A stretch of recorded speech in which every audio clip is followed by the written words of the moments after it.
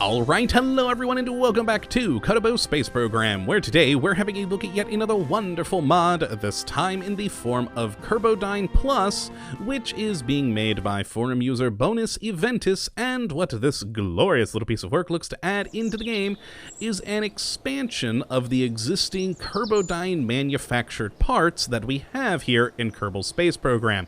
And these new parts have a major focus on gigantic, very large endgame style parts, and who doesn't want that? Who doesn't want to make their ships even bigger and better? So let's just jump right on into the VAB and have a gander at what all this does add into the game. And as usual, let's start by grabbing a Mark 1-2 for size comparison, and oh god, we're gonna need to scroll up and perhaps even zoom out a bit, because like I said, this is a focus on large parts for this pack, and that's glorious.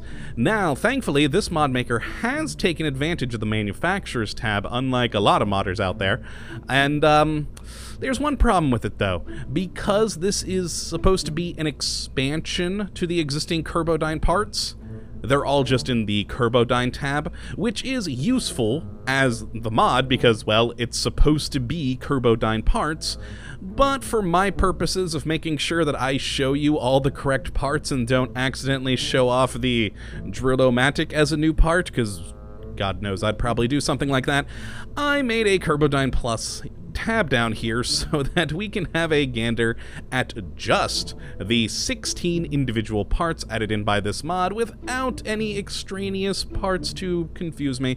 So let's start off by having a look at the CM1-24 crew module, and this thing, oh, it's beautiful. It is a command pod, a functioning command pod. As you can see here, it does actually function as an unmanned one.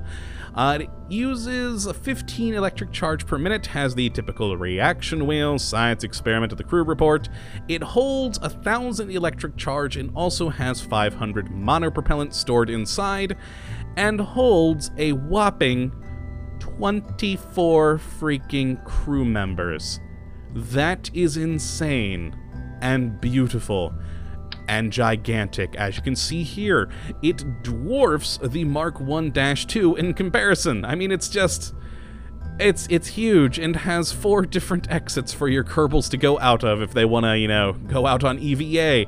It's just, it's gloriously large. I really, really like this. Plus, I quite enjoy the shape being not your sort of typical rocket round.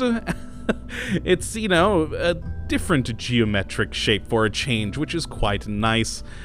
Some nice angular designs that you could make with your ships instead of the usual roundness, which I enjoy. My one issue I have with it, because, well, there's got to be something now, doesn't there, is that there doesn't seem to be a whole lot of depth to the models. The only seeming change in depth is the crew hatches. As you can see here, it bumps out a bit. But I'd like to see a bit more detailing in the model on things like this, like these lines in here. I would love to see them maybe, you know, in a bit or out a bit, etc. But overall, the texturing on this is absolutely gorgeous. I really, really do love the detailing on that.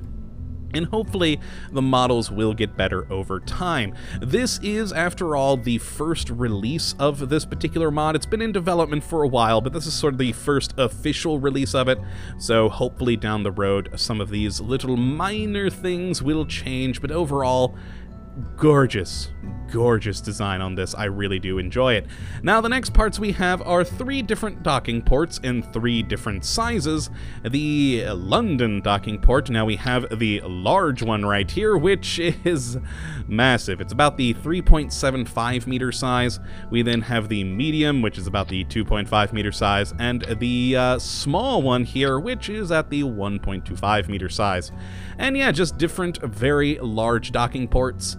Now on these, I really do love the modeling. I really like the design of whatever in the world this tube is supposed to be going around it. I love the look of it. Great texturing on it. Overall, a very, very cool part. And of course, yeah, it's a docking port. Who doesn't want more of those? Now let's chuck these off the side. And then, oh god, we're gonna have to zoom out more. A little bit more. There we go. And scroll down. For the next part, is the Kerbodyne K-12 tank, which holds a whopping 13,163 liquid fuel and 16,088 oxidizer. And boom, there we go. Now, as you can see, it's of the 3.75 meter size rather than... I'm actually not entirely sure what size this is. And also... Oh no, yes, that is 3.5 meter. I was wondering there for a second. It looked close to our command pod up there. But no, yes, 3.75 meter size. The typical round, but just a massive, massive tank. And of course, does go well with the various large Kerbodyne parts, like the Mammoth engines down here. You just click it on, and it looks right at home with those parts, which is quite cool. And yeah, like I said, huge amount of liquid fuel and oxidizer storage. So there we go, let's pop that off. The next part is the S3KL11 Behemoth liquid booster, and this is a rocket engine with a fuel tank already attached to it. And as you can see here, it will produce 6 electric charge per second on the alternator. Its thrust, oh god, it has a lot of thrust. 7,492 atmospheric thrust, 8,000 vacuum, with an engine ISP of 295 atmosphere, 315 vacuum, and it consumes a whole lot of fuel at 233 liquid fuel per second and 284 oxidizer per second. Does have gimbaling, oh, turned it off there, does have gimbaling, which is always convenient, and also does store. As I said, it's an engine with a fuel tank attached. It has 12,960 liquid fuel and 15,840 oxidizer, and it is glorious. Not exactly the most interesting of texturing, but I actually quite like it. I don't know why, there's just something about it. It looks like it's been bolted together with just plates of things, and quite cool. Now again, it's the more sort of standard traditional round design, and you got the cool engine down here, but overall, very nice, very cool indeed. And let's just pop that off. The next part that we have in store is the solar wing, which is a gigantic solar panel. If we just click one of these onto the side and extend, look at the size of that freaking thing. Now, I have a ship that I built to demonstrate how large these parts are in the real world that compares this to a sort of the standard solar panel, and yeah, it's just laughable, the size difference between the two. And of course, it produces a whole lot of electricity at 100 electric charge per second. That's a lot of electricity for this thing. And it's just a really cool solar panel. Who wouldn't want that? Now, the next part we have is an adapter, because, well, this geometric shape is quite interesting, but when your other parts, like the fuel tank in this mod, or of course our traditional rocket parts, are round, you're gonna want something to go between the two. So we have this adapter that changes to a round 3.75 meter, and then on the bottom is the, what exactly is this called? The T404 style. And yeah, it goes quite nicely together, so you can have that smooth transition. Now, the next parts that we have are sort of structural / semi-useful for cargo. We have a variety of modular trusses. Now, the first 3 modular trusses that we have here have built-in sort of walls already in there, and then you can put all the things you want or need on the inside. And what's cool is it does have built-in lights. Let's actually zoom in a bit here so you can get a better look at the interior. I do quite enjoy these lights that are in here, but that is quite cool. So you can put all sorts of cargo, etc. in this. Very nice, very cool, and make sure you can have a good look at it. And again, the very nice texturing on the outside. Always good to see. Now, the next one is just a larger size of this, so if we, oh god, zoom back out, there we go. It's essentially 2 of these stacked on top of one another, and the final one is purely, well, basically 3 of them stacked on top of one another to give you a very, very cool sort of interior cargo area. And again, the lights. I don't know why, but I really like the lights. They entertain me. Alright, zooming back out. Now the next section of trusses is without the walls. As you can see here, it's just a sort of skeleton design, so you can see whatever is in there quite nicely. And it comes in the 1 sort of stack, a 2 sort of stack, and then, instead of a 3 stack like we had with the walled-in ones, we get, actually let me take these off, a 2 stack size, but with less trusses, so you have more access to the interior.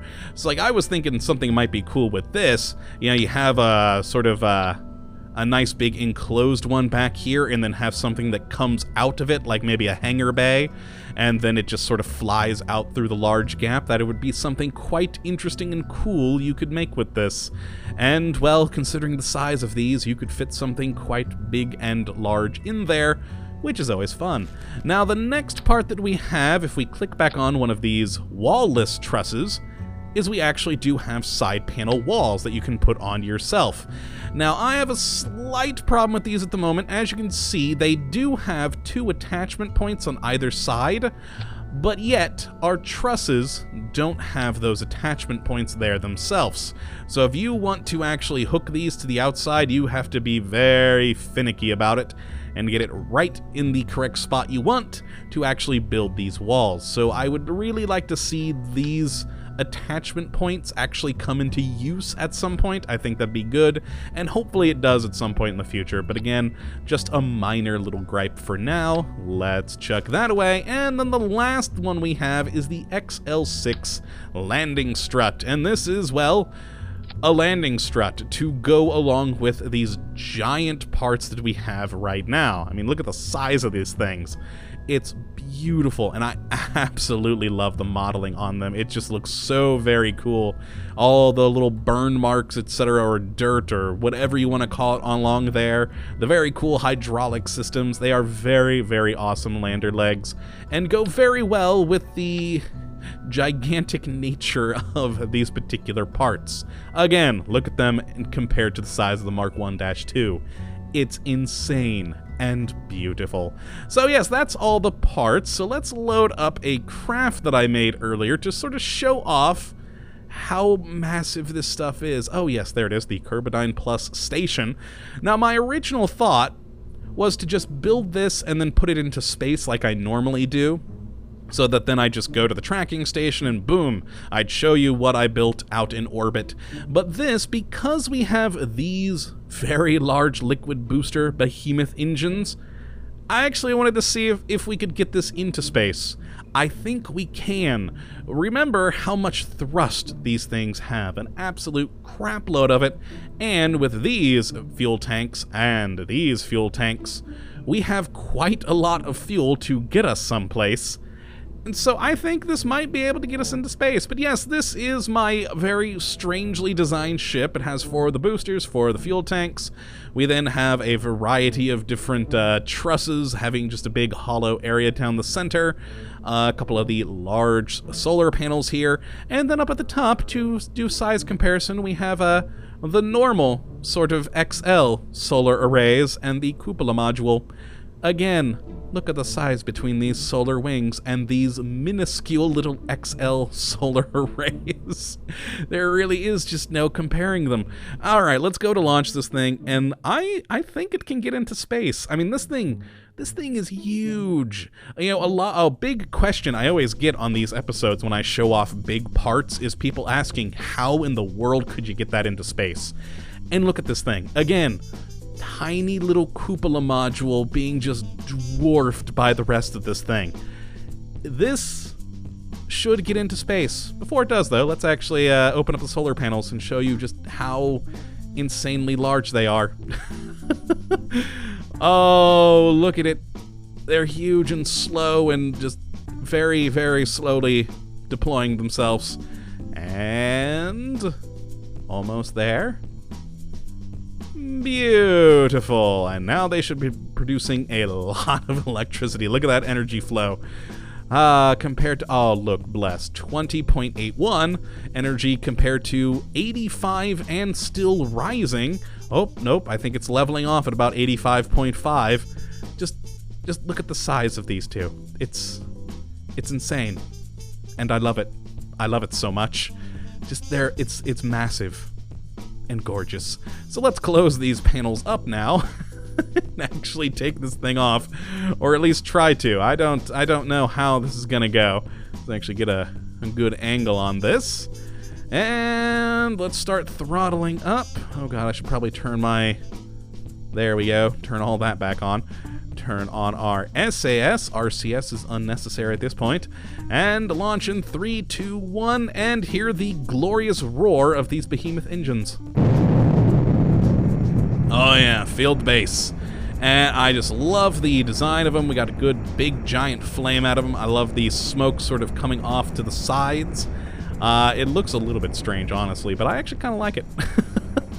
And up we go. Oh boy, we are already to 2,500 meters, and ooh, we're going quick. We are going very quick. I like it. I like it. I'm actually already going to start to turn us a little bit so that we can hopefully get into an orbit. I don't know if this is going to work. Oh, this was a bad plan. Bad plan. Oh, it was a real bad plan. Okay. Let's revert that and not turn, because this is not exactly designed to turn. Okay, had to do a slight little cut there to get back to the launch pad as I accidentally clicked outside of the game. Oh boy, I wish this game locked the mouse so I couldn't click over to my other monitor. But oh well, it happens every now and then, so let's give this another go and just throttle all the way up and launch in 3, 2, 1, blast off. And this time, let's just make it fly straight up. See how high it'll go. We could always use Hyper Edit to circularize this thing's orbit and see it gloriously in space later on. So let's just let's see how high it can get on these engines, because it is burning at a pretty quick rate, of course, with the, oh god, what was it, like something like 200 liquid fuel per second on this thing. I mean, look at that. We're already down a quarter of our fuel roughly. And we're still going. We're still going. Let's pin our resources this time and just look at how much it's eating. So much fuel. But it's glorious because, well, it's gigantic. And again, a good way of launching up large spacecraft. Just imagine attaching a couple of these babies onto, the side of a larger spacecraft you're trying to launch and up into the air. Oh, let's actually start to turn a little bit now because we are getting on fire. This should help kill off some of our speed. We're up high enough now where it shouldn't matter if we do turn a bit. Oh, look, we're almost out of fuel. Oh, yay. Oh, God. Yeah, I probably should have put some struts on this thing. Oh boy. That was a bad move on my part. So, we've almost consumed all of our fuel. So let's see where we are on the... Oh my god, we almost have a 500,000 meter orbit. Oh yeah, this thing's got plenty of fuel to get this and more or less any craft you could probably design into space very easily. And, well, that's pretty awesome. Let's just turn off our UI on this. What the heck? Let's open the solar panels for some strange reason now. That seems like a good idea when we're floating in space. And actually turn on my RCS now because, well, this thing is gigantic. And with the one tiny little... Our reaction wheel we have in this thing probably isn't going to help it too much with the size of this glorious vessel. But yes, this is Kerbodyne Plus. This is the sort of stuff you can build with this thing. Just a giant, massive ship that dwarfs really any of the crazy parts that you already have in this game, and just makes it bigger and better, and who wouldn't want that? But yeah, that's really all I've got for this mod. If you would like to check it out for yourself, you can take a look at the link in the description. And I should mention, actually, before I do leave, that this is still being developed. This is the first official release for this particular mod, but it is still actively being developed. So you can hopefully expect more parts to come down the road. And, just hopefully any fixes that could be needed for the particular parts. I know that there is some rebalancing that the mod maker is wanting to do. It's like right now, perhaps the cost of these different parts, if you are doing career mode, may not be exactly what they should be. They might need to be a little more, a little bit less, etc., etc. But overall, a very, very cool mod that I would say to go and check out. And if you do take a... Oh! Another thing I need to show you before we leave. Oh, God, I'm forgetting everything. We need to look at the internal view for this. Look at our happy Kerbals. They're just in this nice little cargo bay area. That's, yeah. And again, each of these holds 24 Kerbals. That's a lot of people. A lot of Kerbals. And a pretty nice little area. I do like the design and the look of this. We got the nice windows over here, all the nice seats for our Kerbals. A very cool interior. Hopefully we will see more cool parts coming in time. But for now, that is, I think, it. I don't think I have any other things I could mention. So go and give this mod a try. Enjoy it. Have fun with it. If you make any really cool crafts that you'd like to share, I'd love to see them. Tweet them, Facebook them to me, whatever. And yeah, I hope you guys do enjoy the mod. And of course, that you have enjoyed this episode today and that you do come back for the next, when we will be looking at what is hopefully yet another wonderful mod. But until that time, thank you for watching, and as always, have a good one.